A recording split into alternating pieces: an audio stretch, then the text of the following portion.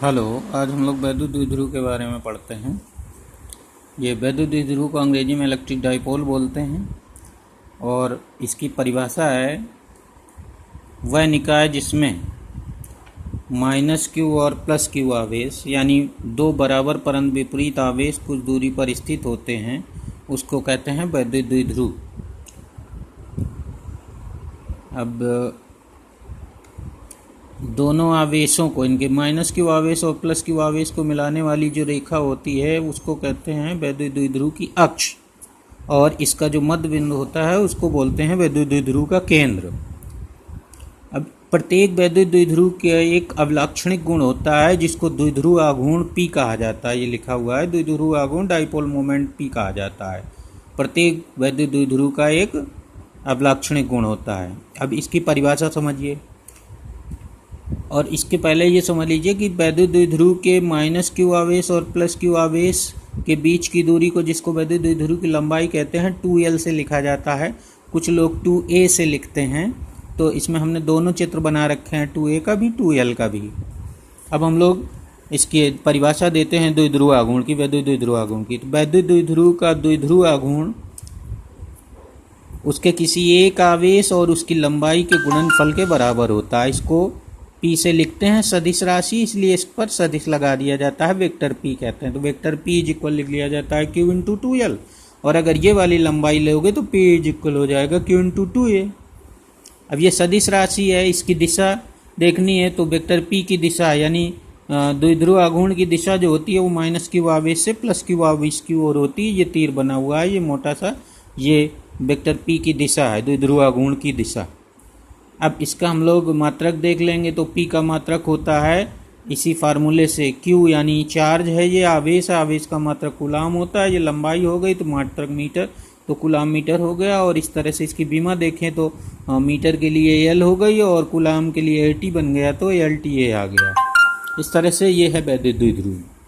अब होता क्या है, बहुत सारे अणु हैं, वो जैसे CO2 है आपका और CH4 वगैरह है, तो इनके धनावेश और ऋणावेश का केंद्र एक ही जगह पर होता है, इसलिए ये वैद्युत द्विध्रुव नहीं बनाते हैं। इसी तरह CH4 में भी यही होता है, इनका धनावेश और ऋणावेश का केंद्र, तो ये वैद्युत द्विध्रुव नहीं बनाते हैं। ये यौगिक ऐसे हैं जो वैद्युत द्विध्रुव नहीं बनाते, इनको अध्रुवीय यौगिक कहा जाता है। अध्रुवीय यौगिक, अध्रुवीय यौगिक कहते हैं। और कुछ ऐसे यौगिक होते हैं, ऐसे अणु होते हैं जैसे H2 ये ध्रुवीय यौगिक है, क्योंकि इसके जो धन और ऋण आवेश के केंद्र होते हैं वो भिन्न होते हैं, थोड़ा सा दूर होते हैं। जैसे ये जिसमें दिखाया गया है, इसके जो धनावेश और ऋणावेश का, तो ये ध्रुवीय यौगिक होते हैं, इसको आगे पढ़ेंगे। और ये अध्रुवीय यौगिकों को अगर वैद्युत क्षेत्र में रख दोगे तो ये भी ध्रुवीय यौगिक हो जाते हैं, यानी इनमें भी द्विध्रुव आघूर्ण पैदा हो जाता है। अब वैसे तो अध्रुवीय है इसलिए इसका द्विध्रुव आघूर्ण 0 होता है, परंतु इसका कुछ ना कुछ द्विध्रुव आघूर्ण होता है। तो ये जान लीजिए, ये द्विध्रुव आघूर्ण के बारे में, वैद्युत द्विध्रुव के बारे में है। बाकी अब इसका देखा जाए तो इसका जो कुल आवेश होता है वैद्युत द्विध्रुव का वो 0 होता है, परंतु ऐसा नहीं कि ये वैद्युत क्षेत्र ना उत्पन्न करता हो। वैद्युत क्षेत्र वैद्युत द्विध्रुव उत्पन्न करता है। तो हम लोग वैद्युत द्विध्रुव द्वारा वैद्युत क्षेत्र की तीव्रता भी ज्ञात करेंगे कि किसी बिंदु पर कितनी है, तो उसको भी समझ लेते हैं। यहाँ पर ये देखिए, वैद्युत द्विध्रुव के कारण वैद्युत क्षेत्र की तीव्रता। तो वैद्युत द्विध्रुव के कारण वैद्युत क्षेत्र की तीव्रता हम लोग 3 स्थितियों में पढ़ेंगे। तो पहले हम लोग अक्षीय स्थिति में पढ़ लेते हैं। अक्षीय स्थिति किसको कहते हैं पहले ये समझेंगे कि, तो वैद्युत द्विध्रुव की अक्ष को मिलाने वाली जो रेखा होती है, वैद्युत द्विध्रुव की जो अक्ष होती है उस पर अगर कोई पॉइंट लिया जाए तो वो पॉइंट अक्षीय स्थिति का कहलाता है। चाहे आप इस साइड में ले लीजिए और चाहे इस साइड में ले लीजिए, दोनों साइड में जो बिंदु लेंगे अक्ष पर उसको अक्षीय स्थिति का बिंदु कहा जाता है। तो हम लोग पहले वैद्युत द्विध्रुव बना लेंगे। ये वैद्युत द्विध्रुव बना हुआ है ये आपका, और इसका द्विध्रुव आघूर्ण P = Q × 2l है। तो ये लिख भी देंगे, माना एक वैद्युत द्विध्रुव है जिसका केंद्र O है और जिसका द्विध्रुव आघूर्ण P = Q × 2l है।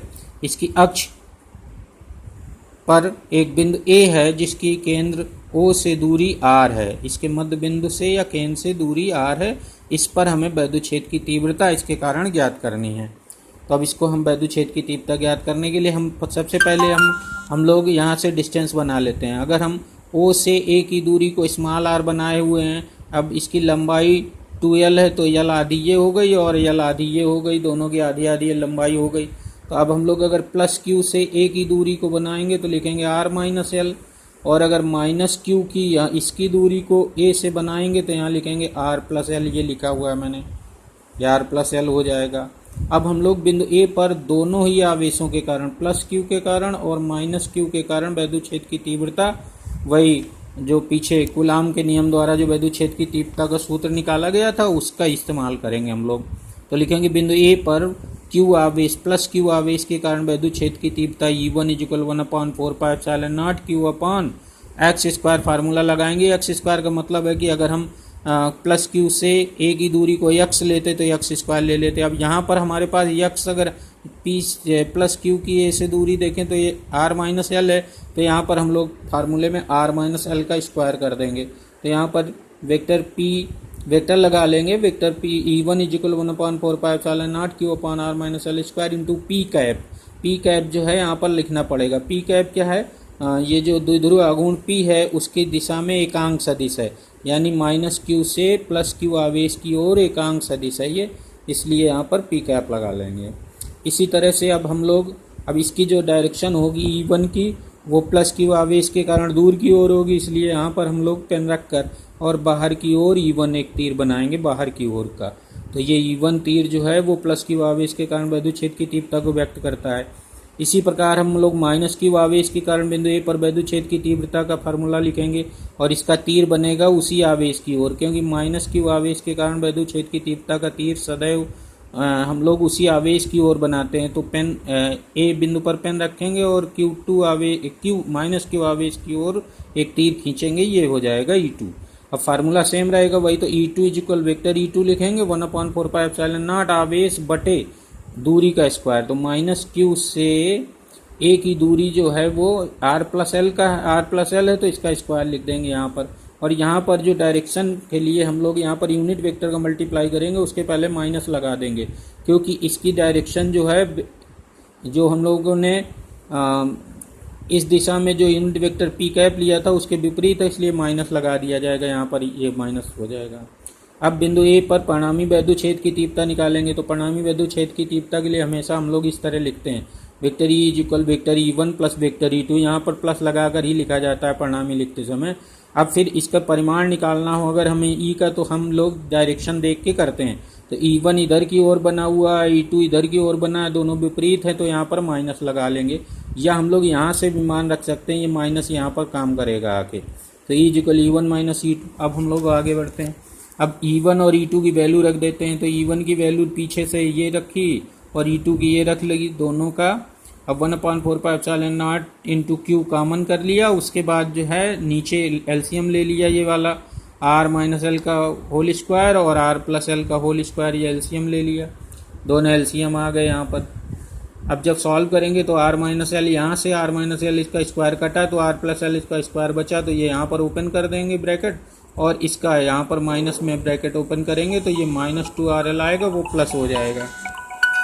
ठीक है, अब आगे बढ़ते हैं। तो ये आ जाएगा E = 1/4πε0 और ये आ गया 2rl मिल के 4rl हो गए, r² - l², क्योंकि ये r माइनस l लिखा है, ये r प्लस l लिखा है, पहले इनका मल्टीप्लाई करिए तो r² - l² हो जाएगा और स्क्वायर चढ़ाई तो स्क्वायर ये चढ़ गया। अब आगे बढ़िए 1/4πε इंटू, अब इसको 4rl को हम लोग 2r इंटू 2l लिख लेंगे तो ये दोनों मिलके उतना ही हो जाएगा। तो इसको लिखने से फ़ायदा ये हो गया कि जहाँ पर q इंटू 2l लिखा है, ये q इंटू 2l वहाँ p लिख लेंगे आगे लाइन में, तो हम लोग यहाँ 2p लिख देंगे, 2 ये और r ये बाहर लिख देंगे 2pr।